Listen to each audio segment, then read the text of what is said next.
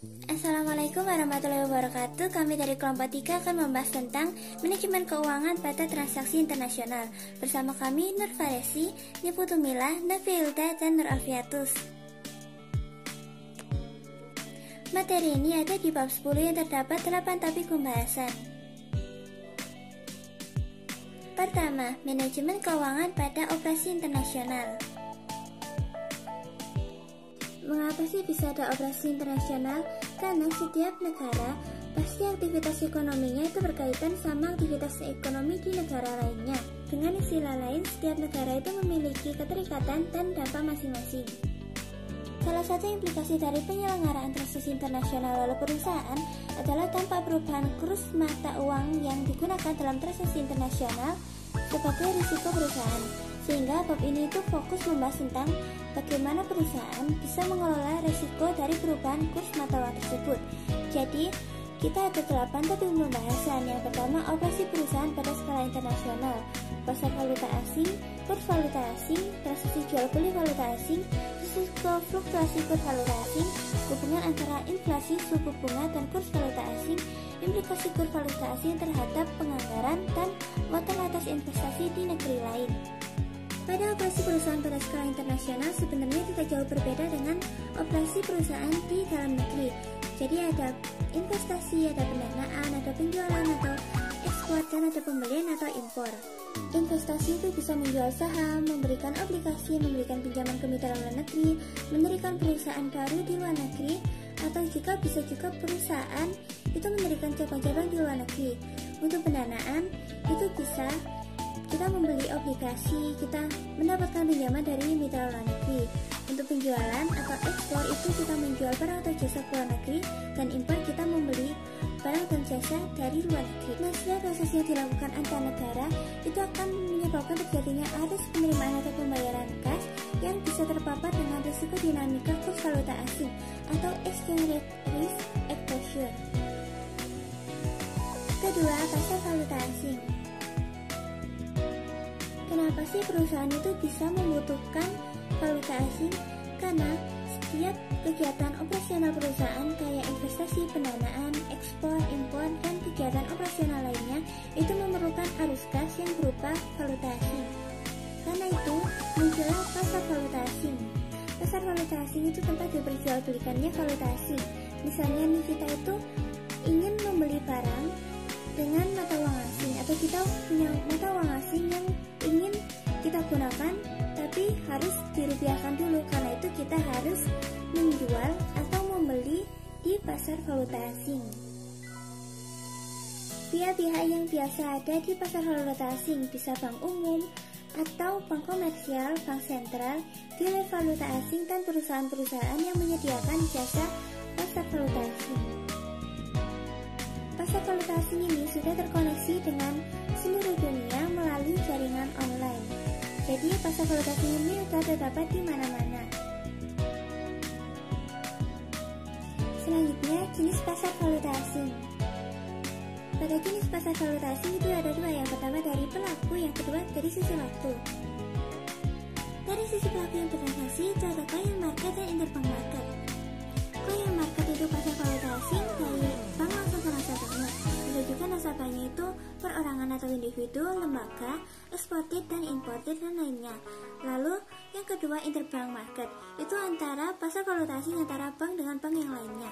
Sedangkan dari sisi waktu serah terima valuta asing yang diperjualbelikan itu ada transaksi tunai dan transaksi berjangka.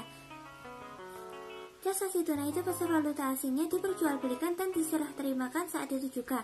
Sedangkan transaksi berjangka itu diperjualbelikan dan diserah terimanya itu bisa kapan-kapan.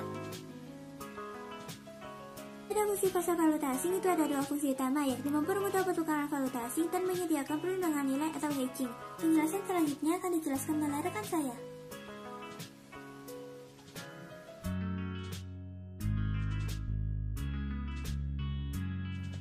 Baik, setelah kita mulai pembahasan tentang pasar valuta asing dan juga fungsi-fungsi dan jenis-jenisnya, kali ini kita akan memasuki tentang kurs valuta asing itu sendiri. Kurs valuta asing adalah nilai dari mata uang suatu negara relatif terhadap mata uang negara lain. Di dalam kurs valuta asing ini terdapat dua, yaitu kurs jual dan kurs beli, di mana kurs jual adalah suatu harga jual mata uang yang ditetapkan atau ditawarkan oleh bank, di mana bank di sini berpihak sebagai menjual mata uang yang bersangkutan kepada pembeli. Kebalikannya dengan kurs beli, yakni harga suatu mata uang yang ditetapkan atau ditawarkan oleh bank, yang dalam hal ini bank berpihak sebagai pembeli, yaitu membeli mata uang dari penjual. Nah, kurs beli ini juga dapat disebut sebagai bid price, dan selisih antara kurs jual atau kurs beli ini disebut dengan bid spread atau ask spread.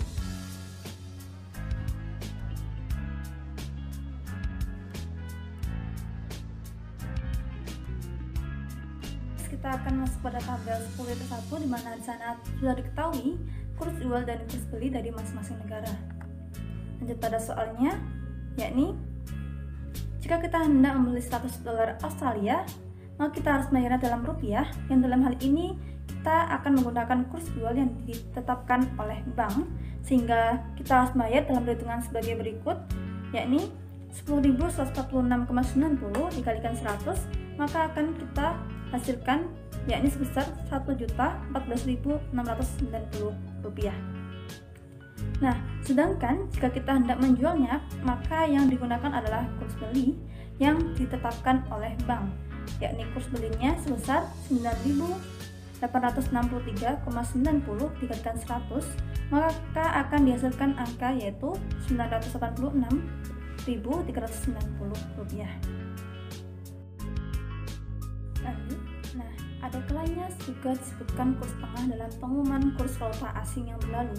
Nah, kurs tengah di sini adalah rata-rata antara kurs jual dan kurs beli, yakni jika diketahui kurs jual dolar Australia 10.146,90, kurs belinya 9.863,90, maka kurs tengahnya yakni dengan menjumlahkan kurs jual dan kurs beli dibagi dengan 2, yaitu diperoleh sebesar 10.005,40 rupiah. Kita akan membahas tentang sistem kutipan kurs valuta asing, yaitu cara menuliskan atau menyebutkan kurs mata uang tertentu terhadap mata uang asing. Dan adapun metode atau sistem yang digunakan menggunakan kode standar mata uang yang ditetapkan oleh ISO atau International Standard Organization, yang terdiri dari 3 huruf kapital. Dapat dilihat pada tabel sebelumnya 10.1, yakni 2 huruf pertama pada kode tersebut mewakili kode atau sebutan nama negara penerbit mata uang, sedangkan huruf ketiga atau yang terakhir menunjukkan huruf pertama dari mata uang tersebut.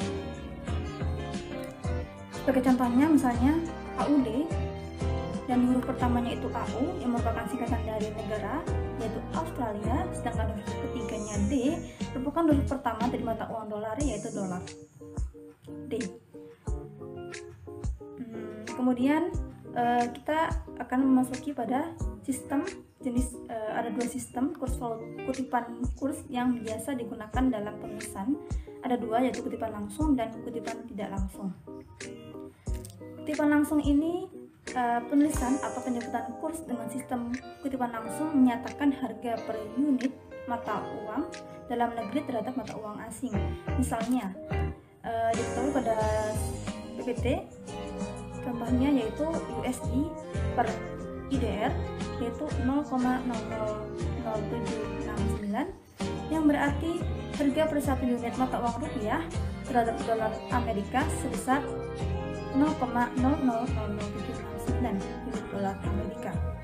Contoh lain misalnya USD per JPY per Jepang yen, yakni sebesar 0,00969, berarti harga per 1 unit yen Jepang terhadap dolar Amerika adalah 0,00969 unit dolar Amerika. Yang kedua yaitu kutipan tak langsung atau indirect quotation. Sebagai kebalikan dari kutipan langsung, penulisan atau penyebutan kurs dengan sistem kutipan tak langsung menyatakan harga per 1 unit mata uang asing terhadap mata uang dalam negeri.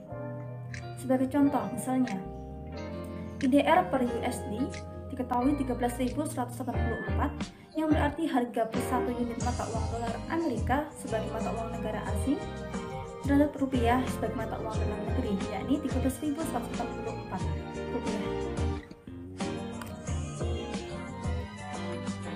Next,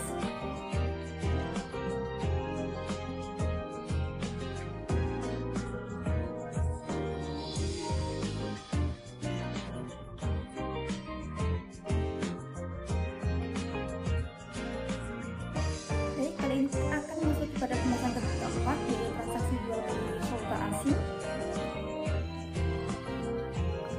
Transaksi jual beli valuta asing ini ada 4, yaitu yang pertama kita akan membahas transaksi spot, yang kedua transaksi forward, yang ketiga transaksi swap, dan yang keempat transaksi option. Yang pertama, transaksi spot merupakan transaksi jual beli valuta asing, di mana valuta asing yang diperjualbelikan diserah terimakan pada saat itu juga atau pada saat jadinya transaksi. Transaksi spot ini juga biasa disebut sebagai transaksi tunai valuta asing, dan kurs yang digunakan pada transaksi spot disebut kurs spot, yaitu kurs yang disepakati untuk tujuan serah terima valuta asing pada saat jadinya transaksi. Sedangkan pasar yang digunakan sebagai tempat transaksi spot ini disebut pasar spot. Langsung pada contohnya, misal secara sederhananya kita membutuhkan 1000 USD, kemudian kita ke bank untuk membelinya, dan kurs jual yang berlaku pada saat itu adalah IDR per USD adalah 13.184 pada tabel 10.1. Bisa teman-teman lihat pada slide sebelumnya di awal tadi. Maka dengan kurs tersebut kita akan membayar sejumlah 13.184.000 rupiah. Dapat dari mana? Dapat dari perkalian 1000 dikali dengan kurs jualnya.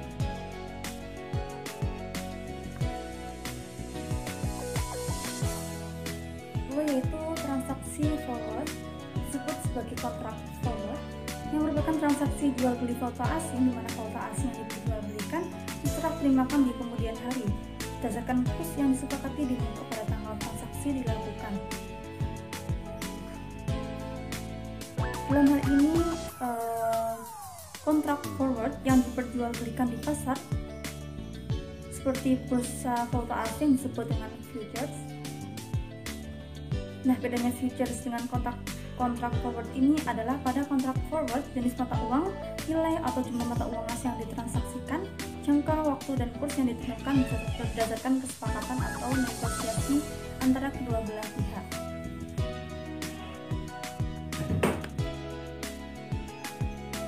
Kurs yang digunakan dalam transaksi forward disebut kurs forward.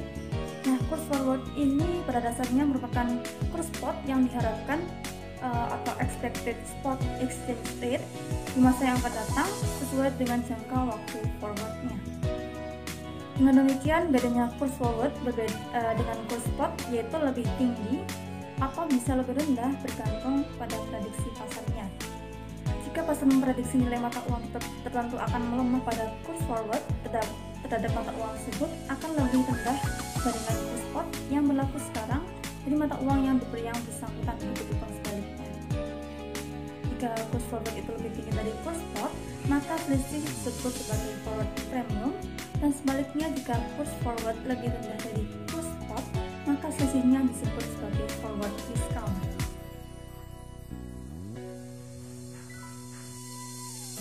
Next, kita akan masuk pada contohnya. Diketahui pada spot IDR per JPY 130 dengan kurs forward 6 bulan ke depan 125, maka terjadi forward premium, yakni 130 dikurangi 125 dibagi 130 dikalikan 100% dikali 12/6 dihasilkan 8%. Artinya kontrak forward dengan jatuh tempo 6 bulan ke depan, nilai mata uang rupiah dihargai lebih tinggi atau menguat terhadap yen Jepang, sehingga terjadilah forward premium sebesar 8% per tahunnya. Next slide akan menganalisis tentang keuntungan dan kerugian dari transaksi forward. Di sini ada keuntungan dan kerugian. Yang pertama itu forward beli. Pada forward beli ini, perusahaan membeli valuta asing yang akan diterima di masa yang akan datang dengan kurs yang telah disepakati di muka. Dalam hal ini, jika kurs spot yang berlaku pada saat forward jatuh tempo lebih besar dibandingkan kurs forward beli yang disepakati di muka, maka perusahaan akan diuntungkan. Dalam hal ini, dengan kontrak forward beli, perusahaan bayar sejumlah rupiah yang lebih kecil dibandingkan dengan seandainya perusahaan tersebut membeli langsung pada pasar spot valuta asing yang dibutuhkan. Nah, sebaliknya, jika kurs spot yang berlaku pada forward jatuh tempo ternyata lebih rendah dibandingkan kurs forward beli yang disepakati di muka, maka perusahaan dirugikan. Dan dalam hal ini, dengan kontrak forward beli, perusahaan seharusnya membayar jumlah rupiah yang lebih besar dibandingkan seandainya perusahaan tersebut membeli langsung di pasar spot terhadap valuta asing yang dibutuhkan. Namun demikian, perlu dicatat bahwa keuntungan dan kerugian yang ditimbulkan dalam transaksi forward beli ini bukanlah keuntungan dan kerugian yang real. Maka keuntungan di sini adalah bahwa perusahaan tersebut terhindar dari membayar jumlah yang besar, sedangkan makna rugi di sini adalah bahwa perusahaan tersebut tidak bisa memanfaatkan harga kurs yang lebih rendah karena perusahaan sudah terlanjur terikat dengan kurs yang lebih tinggi. Sebagai contoh di bawah, yaitu pada forward beli sebelumnya terhadap mata uang yuan Cina dengan nilai CNY 100.000 didasarkan pada kurs forward yang disepakati oleh IDR per CNY yaitu 2100. Nah, jika kurs spot yang berlaku pada saat forward jatuh tempo adalah 2200, maka perusahaan diuntungkan dari forward beli dengan perhitungan sebagai berikut, yakni rupiah yang dibayarkan berdasarkan kontrak 210 juta, kemudian rupiah yang dibayarkan jika langsung dibeli di pasar spot 220 juta. Keuntungan dari forward beli ini perusahaan mendapatkan 10 juta. Nah, dari perhitungan tersebut perusahaan diuntungkan karena terhindar dari membayar 10 juta lebih besar seandainya pembelian CNY atau yuan Cina tidak dilakukan melalui kontrak forward. Sebaliknya, next, seandainya kurs spot yang berlaku pada saat forward jatuh tempo adalah 2050, maka perusahaan tersebut dirugikan dari forward beli tersebut dengan perhitungan sebagai berikut.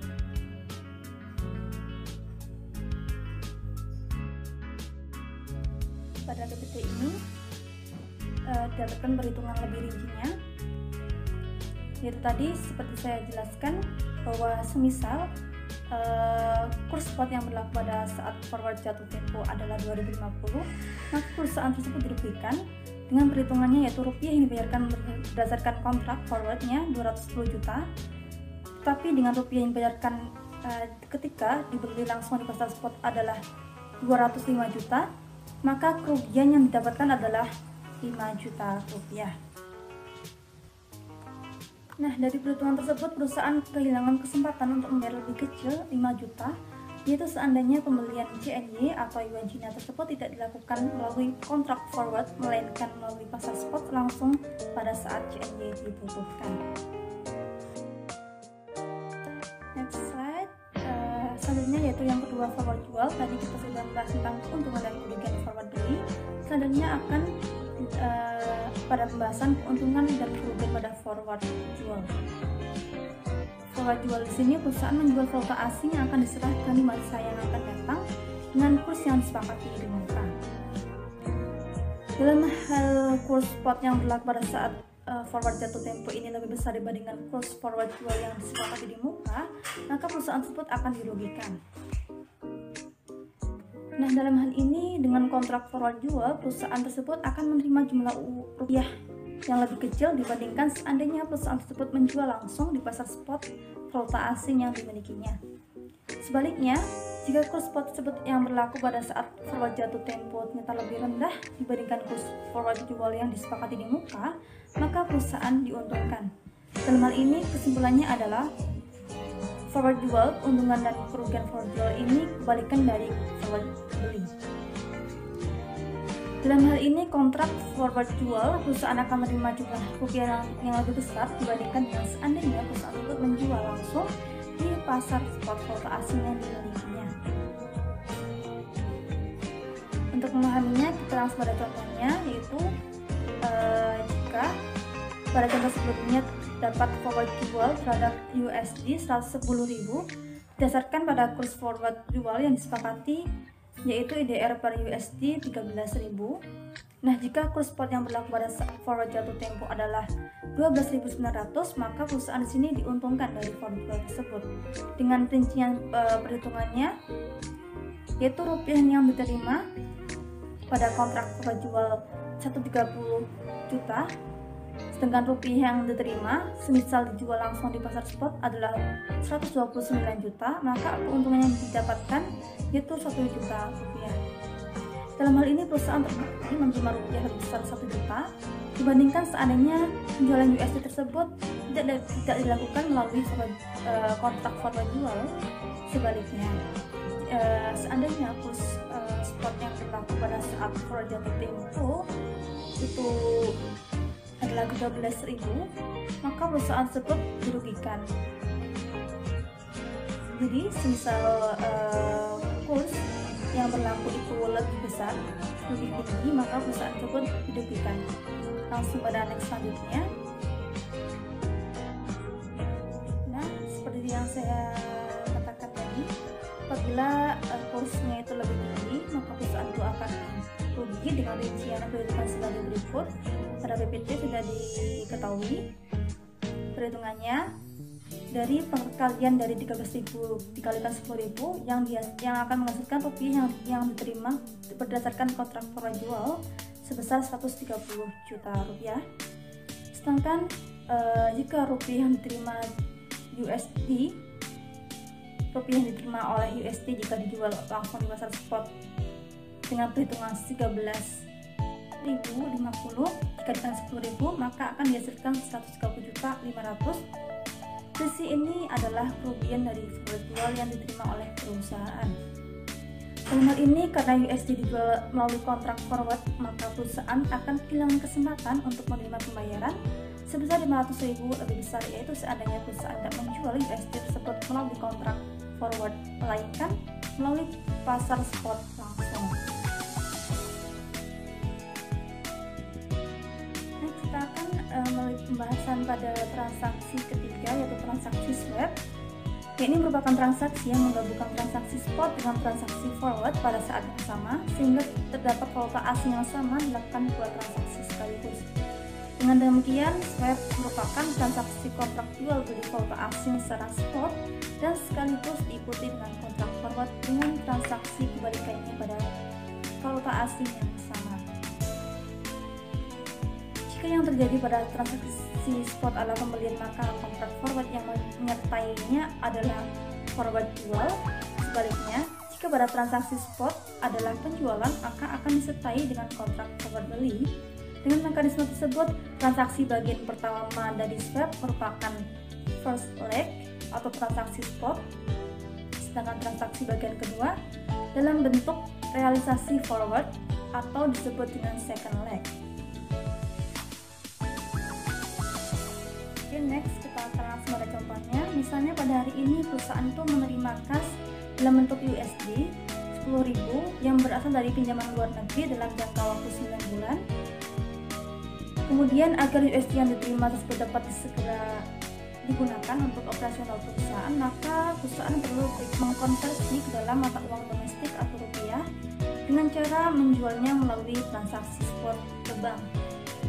Selanjutnya, karena perusahaan membutuhkan kembali sejumlah USD 10.000 untuk memenuhi kewajiban pembayaran pinjaman dalam 9 bulan yang akan datang, maka perusahaan sekaligus juga membelinya kembali USD tersebut melalui forward beli dengan pihak bank yang sama, sehingga terjadilah kontrak swap. Nah, dengan demikian pula sebaliknya, jika yang terjadi pada transaksi spot berupa pembelian valuta asing tertentu, maka pada transaksi forward yang menyertainya adalah penjualan kembali valuta asing yang bersangkutan. Slide yaitu pada pembahasan premi swap. Nah, kurs forward pada kontrak swap tadi adalah kurs ditambah dengan premi swap. Sebagai contoh langsung pada soalnya, yaitu semisal perusahaan melakukan kontrak swap dengan bank. Kemudian pada transaksi first leg-nya, perusahaan menjual secara spot USD 10.000 dengan kurs IDR USD 13.000. Sedangkan pada second leg, transaksi second leg-nya, perusahaan tersebut melakukan kontrak forward beli dengan bank tersebut dalam jangka waktu 9 bulan, di mana bank mendapatkan premi swap sebesar 8% setahun. Dan dengan demikian, kurs forward dalam kontrak swap tersebut menjadi 13.000 ditambah 8% dikali 13.000, dimana nanti perhitungannya adalah kita mendahulukan perkalian terlebih dahulu, kemudian kita mengalihkan dengan 9/12 ditambah dengan 13.000 tadi, yang akan dihasilkan 13.870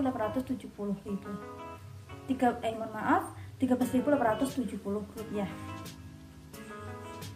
Dalam hal ini berarti pada first leg perusahaan tersebut menerima 130 juta dari bank, sedangkan pada second leg 9 bulan kemudian perusahaan harus membayar kepada bank sebesar 138.700 yaitu dihasilkan dari 13.870 dikali dengan 10.000 USD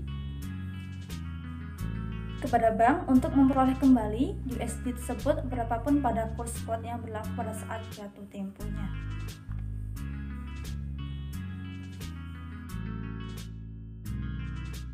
Next slide, kita akan membahas tentang transaksi terakhir, yaitu transaksi option. Nah, option atas valuta asing merupakan hak untuk membeli atau menjual mata uang tertentu sesuai dengan jumlah, jangka waktu, dan kurs yang disepakati di muka. Nah, untuk memperoleh hak opsi, kita harus membelinya dengan harga tertentu di pasar valuta asing yang menyediakan. Mengingat bahwa berupa hak, maka hak opsi bisa digunakan atau bisa tidak digunakan oleh pemegangnya. Tidak ada kewajiban bagi pemegangnya untuk membeli atau menjual pada saat jatuh tempo. Nah, sedangkan kewajiban pembeli atau menjual valuta asing memiliki objek kontrak opsi hanya pada mitra lawan dari pemegang hak opsi. Namun, jika pada saat jatuh tempo pihak pemegang tidak menggunakan atau merealisasikan haknya, maka kewajiban dari mitra lawan menjadi gugur. Keputusan menggunakan atau merealisasikan hak opsi bergantung pada apakah realisasi tersebut menguntungkan atau tidak.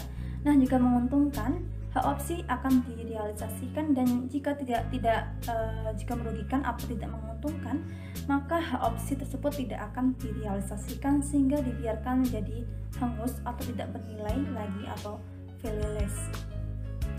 Di sini ada dua jenis kontrak option valuta asing, yaitu yang pertama call option dan yang kedua yaitu put option. Pertama itu call option atau disebut opsi beli, yang merupakan hak untuk membeli valuta asing tertentu dengan jumlah, jangka waktu, dan kurs yang ditetapkan di muka atau disepakati.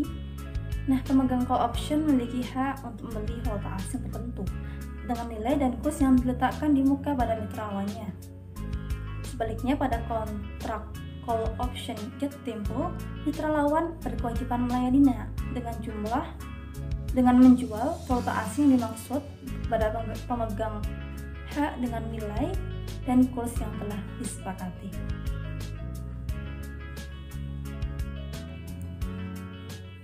Nah, pada call option ini realisasi hak akan menguntungkan jika kurs spot yang berlaku pada saat hak opsi jatuh tempo lebih tinggi dari kurs yang ditetapkan pada kontrak hak opsi setelah memperhitungkan harga beli hak opsinya. Sedangkan realisasi hak akan merugikan jika kurs spot yang berlaku pada saat hak opsi jatuh temponya itu lebih rendah dari kurs yang ditetapkan pada kontrak hak opsinya. Jika kurs spot itu lebih rendah pada tanggal jatuh tempo hak opsi, maka lebih baik valuta asing yang dibutuhkan dibeli langsung di pasar spot dan tidak perlu lagi menggunakan hak opsi, karena dengan hak opsi justru lebih mahal. Lanjut pada ilustrasinya, yakni semisal 2 bulan mendatang perusahaan tersebut membutuhkan yen Jepang sebesar 100 juta untuk membayar kewajiban yang berasal dari pembelian peralatan pabrik dari Jepang. Nah, perusahaan tersebut memperkirakan bahwa kurs yen Jepang ini akan menguat terhadap rupiah Dan untuk mengantisipasinya menguatnya nilai yen Jepang tersebut perusahaan pada hari ini, misal hari ini adalah 5 April, maka tanggal ini perusahaan tersebut membeli call option terhadap Jepang 1 juta dengan jatuh temponya jadi sesuai dengan kesepakatan 5 Juni dengan kurs pada saat itu 130, maka harga dari call option tersebut adalah 2.500.000.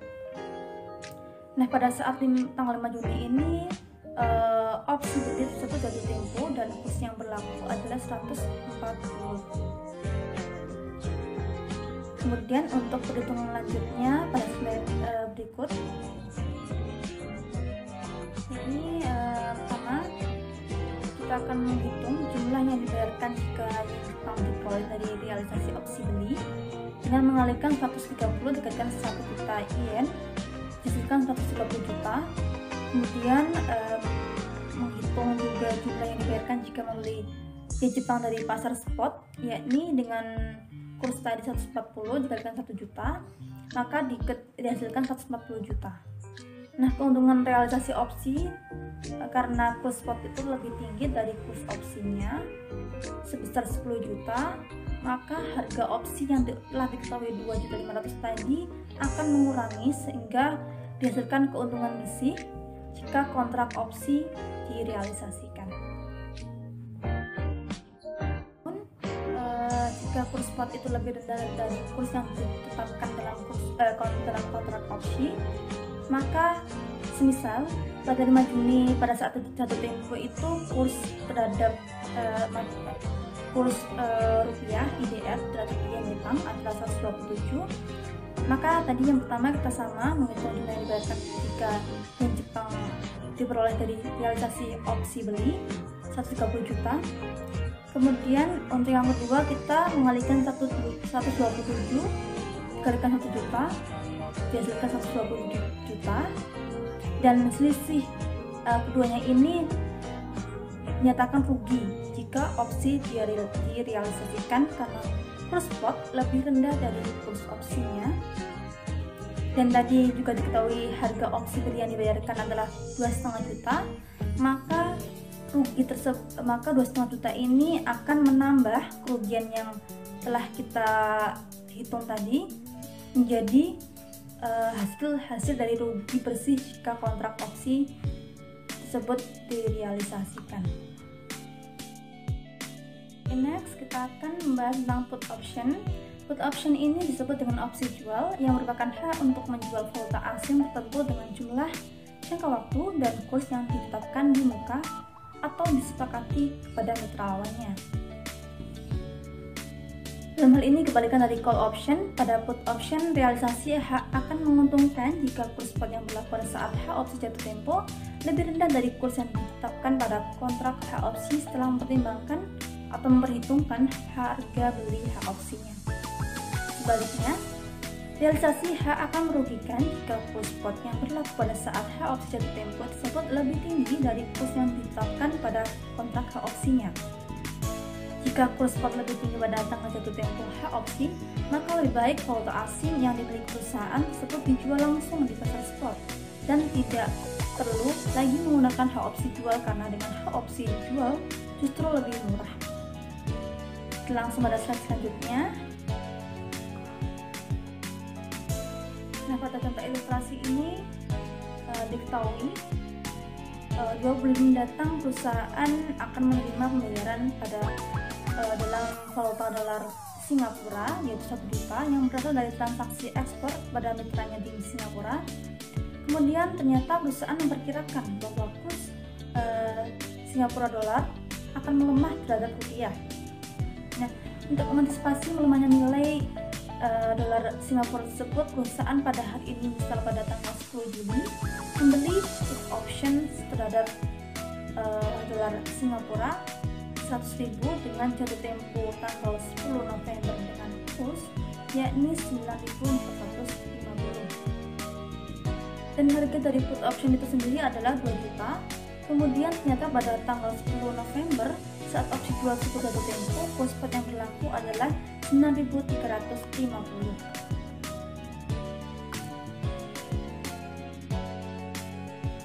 pada perhitungan sebelumnya pada call option kita yang pertama yaitu menghitung jumlah yang diterima jika Singapura dolar dijual melalui realisasi hak opsi jual, yaitu mengalihkan kurs 9.250 dikali 100.000 yang dihasilkan 945 juta.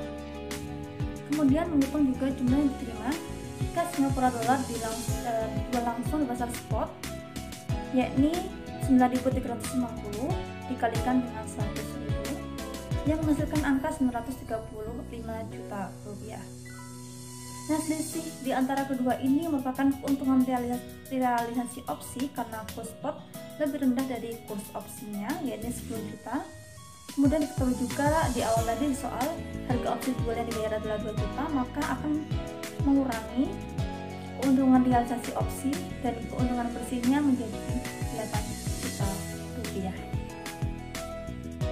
Jika keadaan berbalik, semisal jika kurs spot itu lebih tinggi dari kurs yang ditetapkan dalam kontrak opsi, semisal pada tanggal jatuh tempo dari 10 November nilai kurs pada opsi jual tadi 9.465, maka yang terjadi adalah kita tetap pada yang pertama yaitu 945 juta, kemudian yang kedua kita mengalihkan dengan 9.465.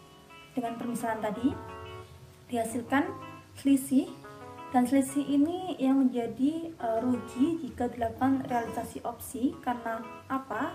Karena kurs spot lebih tinggi dari kurs opsinya. Kemudian harga jual bayar tersebut akan menambah kerugian tersebut yang menghasilkan rugi bersih sebesar 3.500.000 rupiah. Nah, pada contoh tersebut hak opsi ternyata merugikan.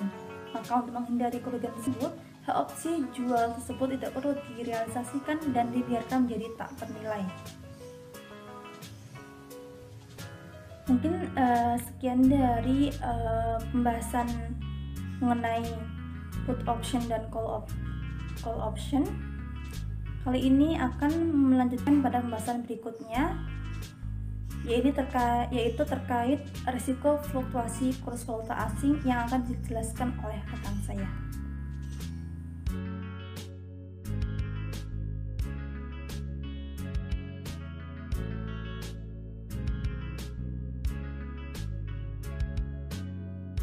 Baik, terima kasih. Selanjutnya penjelasan materi terkait risiko fluktuasi kurs valuta asing.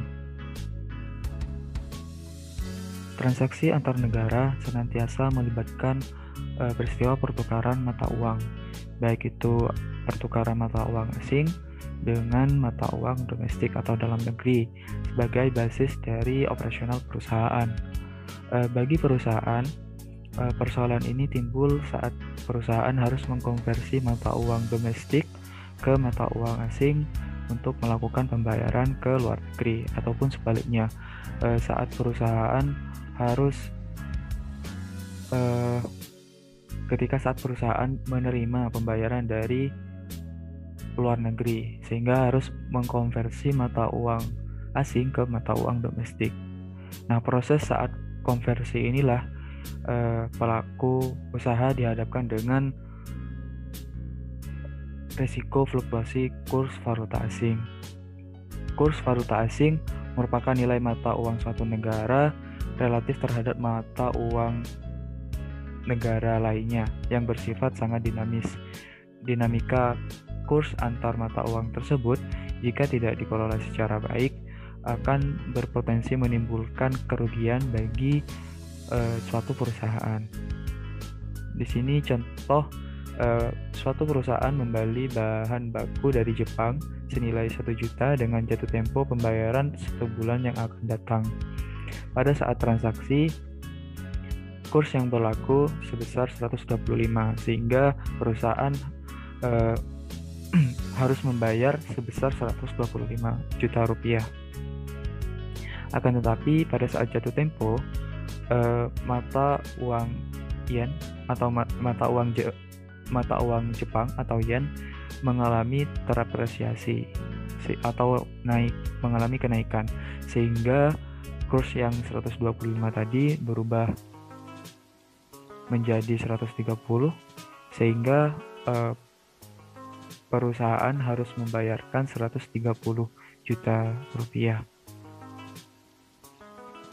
Dengan kata lain, hutang perusahaan bertambah bukan dari biaya operasional, akan tetapi dipengaruhi oleh perubahan kurs valuta asing yang sifatnya non-operasional.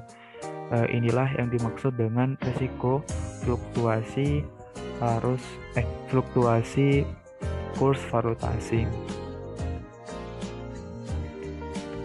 Setiap transaksi yang dilakukan antar negara yang menyebabkan terjadinya arus penerimaan atau pembayaran kas akan terpapar terhadap risiko atau fluktuasi kurs valuta asing yang biasanya disebut dengan exchange rate risk exposure.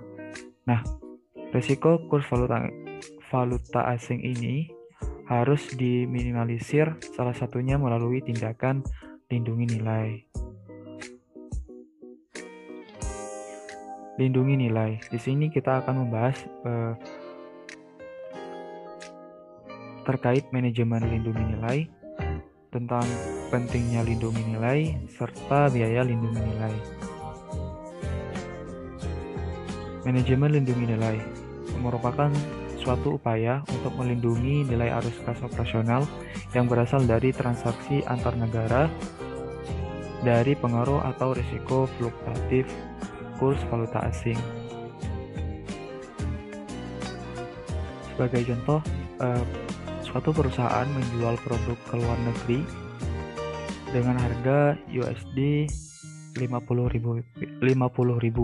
Harga pokok penjualan ditambah seluruh biaya operasional terkait dengan penjualan produk tersebut ke luar negeri sebesar 520 juta rupiah. Sesuai mekanisme yang disepakati, pembayaran atas nilai penjualan tersebut akan diterima perusahaan dalam jangka waktu 1 bulan yang akan datang. Jika kurs yang berlaku pada saat transaksi penjualan sebesar 13.000, sedangkan pada saat pembayaran diterima, USD terdepresiasi sehingga kurs yang berlaku menjadi 12.900. Nah, di sini pada saat transaksi kurs yang berlaku sebesar 13.000 tadi dikali dengan harga jualnya sebesar 50.000 USD sehingga diperoleh laba atas penjualannya sebesar 130 juta rupiah. Akan tetapi saat pembayaran diterima, karena USD terdepresiasi yang kursnya berubah menjadi 12.900, sehingga pada saat laba atas penjualan setelah dipengaruhi fluktuasi kurs menjadi 125 juta rupiah. Hal ini menandakan bahwa perusahaan tersebut mengalami kerugian sebesar 5 juta rupiah akibat dari perubahan fluktuasi kurs valuta asing. Nah, lindungi nilai sekali lagi merupakan upaya perusahaan untuk melindungi kepastian dari arus kas masuk atau arus kas keluar operasional yang berasal dari transaksi internasional. Dalam kasus contoh tersebut, lindungi nilai dimaksudkan untuk menjamin kepastian bahwa dari transaksi penjualan ke luar negeri tersebut perusahaan memperoleh laba operasional sebesar 130 juta rupiah, tidak lebih dan tidak kurang berapapun kurs valuta asing yang berlaku atau berubah pada saat arus kas tersebut diterima atau dibayarkan.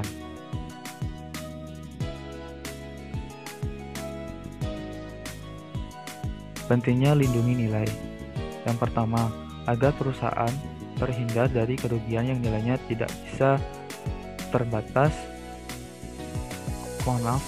Yang nilainya bisa tidak terbatas yang diakibatkan oleh fluktuasi kurs valuta asing. Yang kedua, agar perusahaan bisa beroperasi sesuai rencana normal operasional perusahaan. Sebagai contoh, perusahaan menerapkan laba operasional atas penjualan produknya sebesar 20% dari harga pokok produk termasuk penjualan yang dilakukan ke luar negeri. Agar perusahaan bisa menjamin tercapainya rencana tersebut, maka target tersebut harus dijaga dari pengaruh fluktuasi kurs valuta asing, sehingga jumlah laba yang diterima dalam rupiah nantinya sesuai dengan target operasional tersebut. Yang ketiga, agar perusahaan bisa mengukur secara normal hasil kinerja atau produktivitas operasional. Mengapa demikian? Karena dengan adanya pengaruh fluktuasi kurs valuta asing, bisa saja perusahaan mengalami kerugian walaupun secara operasional menguntungkan, ataupun sebaliknya. Jika kriteria pengukuran keberhasilan kinerja operasional atas transaksi internasional diukur atas dasar arus kas yang tanpa lindungi nilai, maka pengukuran tersebut menjadi bias. Yang keempat, berkonsentrasi kepada target operasional perusahaan. Maksudnya dengan lindungi nilai bisa berkonsentrasi kepada target operasional perusahaan walaupun harus bertransaksi secara internasional tanpa diganggu perhatiannya oleh pengaruh faktor-faktor fluktuasi perubahan kurs valuta asing. Biaya lindungi nilai adalah semua biaya real dan non-real berupa potensi keuntungan yang lepas akibat tindakan lindung nilai yang mencakup antara lain yang pertama, perusahaan kehilangan kesempatan bisa menjual valuta asing dengan kurs spot lebih tinggi. Karena kurs spot yang berlaku pada saat kontrak forward jual jatuh tempo lebih tinggi dari kurs forward dijual. Dalam hal ini, perusahaan kehilangan kesempatan bisa menjual valuta asing dengan kurs spot lebih tinggi. Yang kedua, perusahaan kehilangan kesempatan bisa membeli valuta asing yang dibutuhkan dengan kurs spot lebih rendah. Lepasnya keuntungan yang bisa diperoleh perusahaan seandainya perusahaan tidak melakukan lindungi nilai karena kurs spot yang berlaku pada saat kontrak forward beli jatuh tempo lebih rendah daripada kurs forward beli.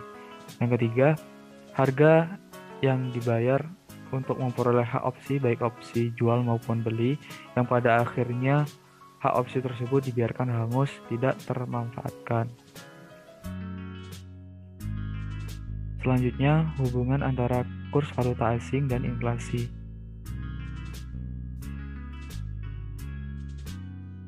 Kurs valuta asing merupakan nilai mata uang suatu negara relatif terhadap mata uang negara lain.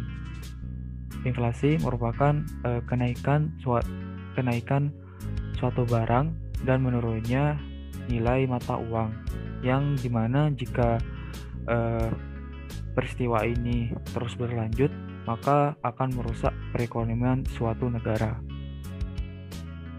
Sebagai contoh, di sini ada harga 1 gram emas di Indonesia sebesar 500.000, sedangkan di Jepang harganya sebesar 2.300. Dengan perbedaan harga emas antara kedua negara tersebut dan jika kurs yang berlaku sebesar 130, dengan demikian investor akan membeli emas di Jepang dan menjual kembali di Indonesia karena mengejar keuntungan. Yang dimana kita menghitung kas yang diterima dari penjualan per gram emas di Indonesia sebesar 500.000, kas yang dibayarkan untuk membeli per gram emas di Jepang sebesar 299.000 rupiah yang diperoleh dari 2.300 dikali kursnya sebesar 130, sehingga mendapat keuntungan kotor dari transaksi jual beli ini sebesar 200.000 rupiah.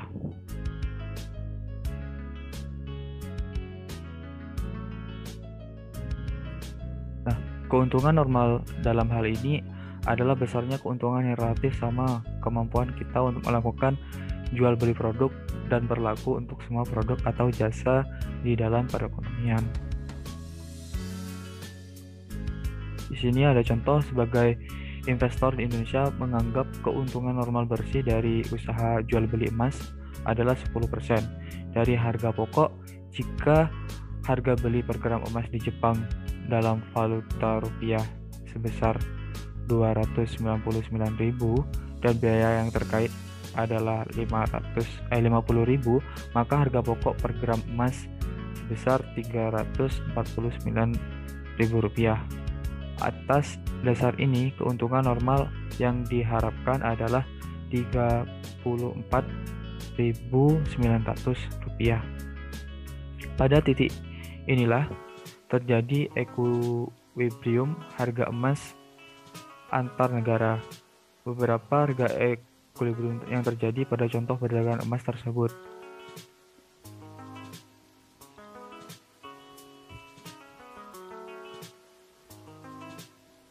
Di sini sebagai contoh, misalkan dengan adanya kenaikan permintaan, harga emas di Jepang meningkat dari 2.300 menjadi 2.500, maka harga keseimbangan emas di Indonesia adalah sebagai berikut.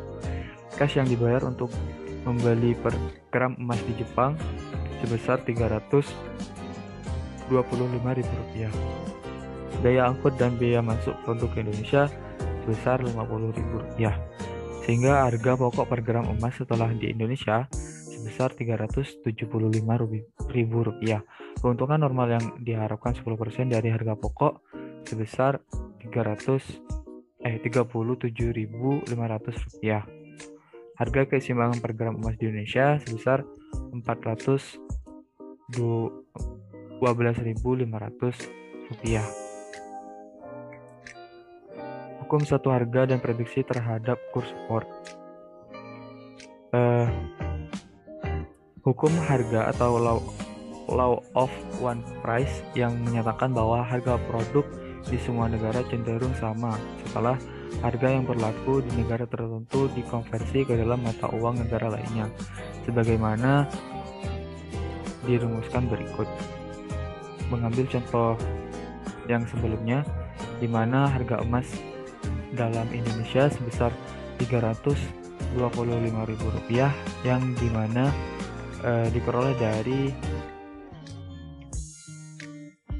harga emas yang ada di Jepang dikali dengan kursnya 2.500 dikali 130. Jika diilustrasikan, ketika adanya inflasi, harga emas naik Jepang sebesar 10%, yang mana pada awalnya 2.500 menjadi 2.750 per gramnya, sedangkan di Indonesia mengalami kenaikan 20%, yang dari awalnya 325.000 menjadi 390.000. Nah, kurs yang berlaku untuk menjadikan kedua harga seimbang, yakni dengan membagi kenaikan harga emas ya yang telah disebutkan tadi sehingga diperoleh 141,8 atau kurs IDR JPY-nya sebesar 141,8.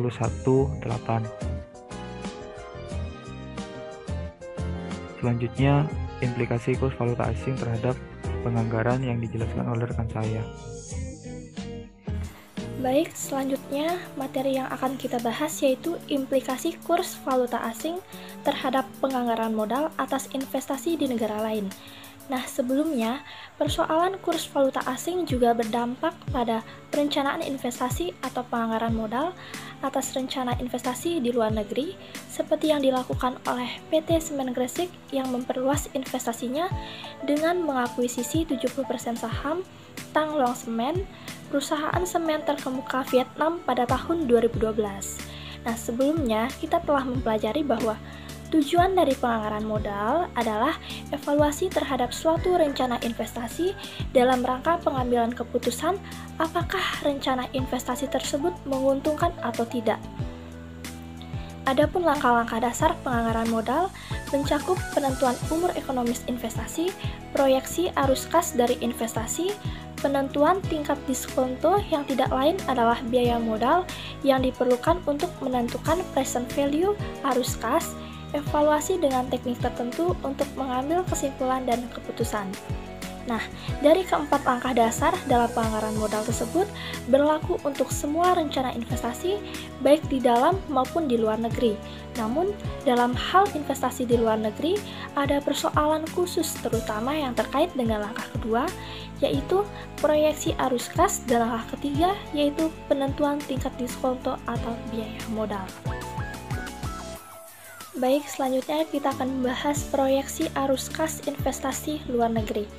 Nah, proyeksi arus kas yang direncanakan, dikeluarkan dan dihasilkan dari investasi di luar negeri dinyatakan dalam satuan mata uang negara di mana investasi akan dilakukan karena secara operasional investasi di luar negeri mengeluarkan dan menghasilkan arus kas dalam mata uang negara yang bersangkutan. Namun, untuk kepentingan evaluasi rencana investasi, arus kas tersebut harus dikembalikan lagi atau dikonversi ke mata uang dalam negeri. Selanjutnya, sebagai contoh, untuk melayani pelanggan di Jepang, PT Raja Wali Indah merencanakan pembuka pabrik baru di negara tersebut. Estimasi terhadap nilai investasi yang diperlukan dan arus kas masuk yang bisa dihasilkan dari rencana investasi tersebut, misalnya selama 10 tahun ke depan, atau sesuai umur ekonomis dalam satuan mata uang JPY sebagai berikut. Kita bisa melihat estimasi arus kas proyek investasi pendirian pabrik di Jepang, yang dimana tahun ke-1 itu 900 dan sebelumnya tahun ke-0 itu min 5.000, selanjutnya tahun ke-1 900, tahun ke-2 1000, tahun ke-3 1200, tahun ke-4 1500, tahun ke-5 1400, tahun ke-6 1300, tahun ke-7 1500, tahun ke-8 1500, tahun ke-9 1300, dan tahun ke-10 2000. Nah, untuk keperluan evaluasi rencana investasi, arus kas proyek investasi tersebut perlu dikonversi ke dalam mata uang domestik atau rupiah. Nah, permasalahannya itu adalah berapa kurs spot IDR atau JPY yang digunakan untuk mengkonversi arus kas setiap tahunnya selama 10 tahun ke depan. Dalam hal ini, diperlukan upaya proyeksi kurs spot IDR atau JPY yang diekspektasi selama 10 tahun ke depan. Proyeksi kurs bisa dilakukan misalnya dengan memperhatikan dan memperhitungkan data historis maupun proyeksi ke depan tentang perkembangan kondisi ekonomi makro di Jepang, terutama berupa perkembangan indikator-indikator ekonomi makro, utama seperti tingkat inflasi dan suku bunga di Jepang. Data tersebut selanjutnya dianalisis berdasarkan kerangka hubungan di bawah kondisi equilibrium antara tingkat inflasi, suku bunga, dan kurs valuta asing sebagaimana yang telah dibahas pada materi sebelumnya. Cara lain yang lebih praktis itu yaitu mengestimasi kurs IDR atau JPY adalah dengan menggunakan analisis tren dengan menggunakan data historis. Selanjutnya, untuk menjamin kepastian terhadap seluruh aliran arus kas dari proyek investasi di Jepang tersebut, diasumsikan dilakukan lindung nilai terhadap arus kas tersebut menggunakan instrumen kontrak forward. Oleh karena itu, kurs konversi yang digunakan adalah kurs forward yang diestimasi selama 10 tahun ke depan. Penentuan kurs forward didasarkan kepada persamaan kurs forward yang disajikan sebelumnya, yaitu kurs forward sama dengan perbedaan tingkat suku bunga dikali kurs spot. Sebagai contoh, saat ini tingkat suku bunga yang berlaku di Jepang 6%, sedangkan di Indonesia 10%, dan kurs spot IDR atau JPY sebesar 130. Dengan memasukkan data tersebut ke dalam persamaan tersebut, kurs forward 1 tahun ke depan adalah IDR JPY sebesar 135 yang berasal dari 1,10 dibagi 1,6 dikali 130.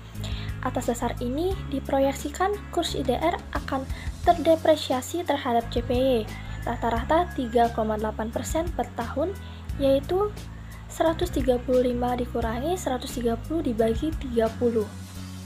Dengan demikian, estimasi kurs forward IDR JPY dan konversi arus kas investasi dari JPY ke dalam rupiah atau IDR 10 tahun ke depan seperti yang disajikan pada tabel. Setelah diperoleh aliran arus kas investasi dalam satuan mata uang domestik atau IDR, selanjutnya sesuai langkah dasar penganggaran modal adalah penentuan besarnya tingkat diskonto atau biaya modal. Biaya modal diperlukan untuk menghitung present value dari arus kas investasi dengan asumsi teknik evaluasi yang digunakan berbasis nilai sekarang seperti net present value. Bisa dilihat pada tabel konversi arus kas investasi ke dalam IDR. Pada tahun ke-0 itu yaitu sebesar 130 dengan arus kas min 5.000. Sehingga 130 dikali min 5.000 menghasilkan min 650.000. Dan untuk tahun ke-1 sebesar 130 dikali 1,038 yang diperoleh dari 3,8% ditambah 1 sehingga menghasilkan 135. Nah, untuk hasil 121.500 itu didapat dari 135 dikali 900. Begitupun tahun kedua, yaitu 135 dikali 1,038 sama dengan 140,13. Nah, untuk menghitung arus kas IDR, yaitu 140,13 dikali 1000 sehingga menghasilkan 140.130 rupiah. Selanjutnya, begitu juga dengan tahun ketiga, 140,13 dikali 1,038 sehingga menghasilkan 145,46 dikali 1200 menghasilkan 174.552 rupiah. Tahun keempat, 145,46 dikali 1,038 sehingga menghasilkan 150,99 dikali 1500 menghasilkan 226.485. Dan tahun kelima, 150,99 dikali 1,038 menghasilkan 156,73 dikali 1400 menghasilkan 219.422. Dan tahun ke-6 yaitu 156,73 dikali 1,038 menghasilkan 162,68 dikali 1300 menghasilkan 211.484. Dan tahun ke-7 162,68 dikali 1,038 sama dengan 168,86 dikali 1500 sehingga menghasilkan 253.290 rupiah. Dan tahun ke-8 168,86 dikali 1,038 sama dengan 175,28 dikali 1500 menghasilkan 262.920 rupiah. Dan tahun ke-9 175,28 dikali 1,038 menghasilkan 181,94 dikali 1300 menghasilkan 236.522 rupiah. Dan tahun terakhir yaitu tahun ke-10 181,94 dikali 1,038 sehingga menghasilkan 188,85 dikali 2000 dan menghasilkan 377.700. Selanjutnya, materi modal atas investasi di negara lain. Beberapa faktor yang menentukan besar kecilnya tingkat risiko investasi internasional yaitu antara lain yang pertama itu ada persaingan. Nah, tingkat persaingan di negara tujuan investasi dalam pasar produk di mana perusahaan akan beroperasi sangat menentukan risiko investasi. Semakin ketat tingkat persaingan, semakin tinggi risiko investasi dan semakin besar pula biaya modal atau tingkat pendapatan yang diharapkan dari investasi tersebut dan begitupun sebaliknya. Yang kedua ada kondisi politik dan keamanan. Stabilitas politik dan keamanan nasional di negara tujuan juga sangat menentukan terhadap besar kecilnya risiko investasi di negara tersebut. Negara yang kondisi politik dan keamanannya sedang bermasalah, seperti negara-negara yang sedang atau berpotensi perang atau konflik, tentu sangat berisiko bagi dunia usaha. Sebaliknya, di negara-negara yang stabil dan jauh dari potensi konflik sangat kondusif bagi dunia usaha. Di negara yang kondisi politik dan keamanannya tidak stabil, akan berimplikasi kepada biaya modal yang tinggi dibanding negara-negara yang sebaliknya. Yang ketiga, itu ada peraturan perundangan. Nah, sikap suatu negara terhadap investasi asing bisa berbeda antar negara. Ada negara yang memiliki peraturan perundangan yang memungkinkan negara tersebut dalam kondisi tertentu bisa mengambil alih aset perusahaan yang berasal dari investasi asing. Tindakan ini disebut nasionalisasi terhadap perusahaan asing yang beroperasi di negara tersebut. Negara yang memiliki kecenderungan melakukan tindakan nasionalisasi semacam ini tentu memberikan risiko investasi yang tinggi dibanding negara yang sebaliknya. Nah, selanjutnya kembali kepada proyek investasi luar negeri dari PT Raja Wali Indah dengan negara tujuan Jepang. Jepang adalah negara yang dikenal paling stabil dari sisi politik dan keamanan nasionalnya dan tidak memiliki peraturan tentang potensi nasionalisasi perusahaan asing. Namun, dalam produk tertentu, pasar di Jepang memiliki tingkat persaingan cukup ketat. Atas dasar tersebut, misalnya di Indonesia, para investor menerapkan biaya modal atau tingkat pendapatan investasi yang diharapkan sebesar 18%, sebaliknya di Jepang hanya sebesar 14%. Nah, berdasarkan tingkat diskonto sebesar 14%, evaluasi rencana investasi PT Raja Wali Indah menggunakan teknik net present value disajikan pada tabel. Berdasarkan hasil evaluasi investasi pada tabel net present value positif dalam rupiah sebesar 394.963. Dengan net present value positif berarti proyek investasi di Jepang tersebut menguntungkan. Kesimpulan hasil evaluasi tersebut dihasilkan setelah arus kas investasi diproteksi melalui instrumen lindung. Selanjutnya ada pengaruh apresiasi dan depresiasi mata uang domestik.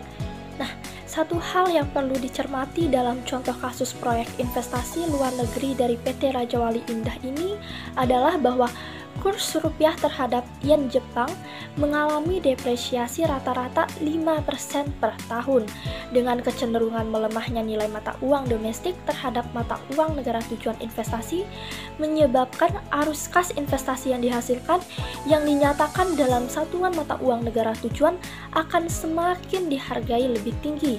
Kondisi ini tentunya berkontribusi terhadap semakin besarnya nilai net present value yang dihasilkan sehingga cenderung mendorong proyek investasi untuk diterima.